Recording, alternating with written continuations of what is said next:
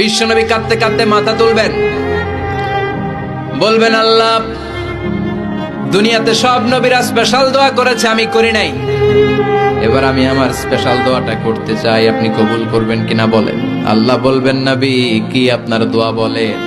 বিশ্বনবী বলবেন, আমার একটা উম্মত যার অন্তরের মধ্যে যাররা পরিমাণ ঈমান আছে, একবার আপনারে আল্লাহ বলে ডেকেছে, একবার আমি বিশ্বনবীর উপর দুরূদ পড়েছে, একবার শাহাদাতের বাণী আমার যে গুনাহগার উম্মত দুনিয়ার বুকে থেকে ঘোষণা দিয়েছে, ওই একটা উম্মত যদি জান্নাতে ঢুকতে না পারে, আপনি আমারে জান্নাতে ঢুকাতে পারবেন না।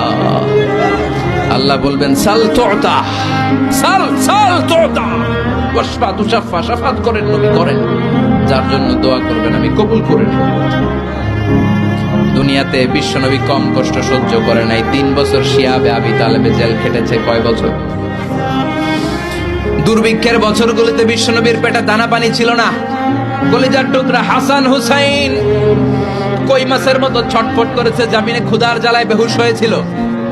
বিশ্বনবী যদি ওই স্পেশাল দোয়াটা করতেন, জান্নাত থেকে খাবারের বস্তা পাঠিয়ে দিত কে? ওই দোয়া করছিলেন? জেলখানায় আল্লাহরে বলছিলেন, আল্লাহ স্পেশাল দোয়া করলাম, জেল থেকে মুক্ত করে দেন, করছিলেন? যুদ্ধের ময়দানে নিজের দাঁত ভেঙেছে, উহুদের ময়দান সাক্ষী, বিশ্বনবীর মুবারক রক্তে উহুদের ময়দান রঞ্জিত হয়েছে। সেদিনও বিশ্বনবী ওই দোয়াটা করে নাই। চিল্লায় বলেন ঠিক কিনা? তায়েফের ময়দানে বিশ্বনবী কয়েকটা জায়গায়, 3 জায়গায় বেহুশ হলেন। বিশ্বনবীর মুবারক দেহ বেয়ে রক্ত ঝরলো। ওই কঠিন বিপদের দিনও বিশ্বনবী এই দোয়াটা করেছেন নাকি? কথা বলেন।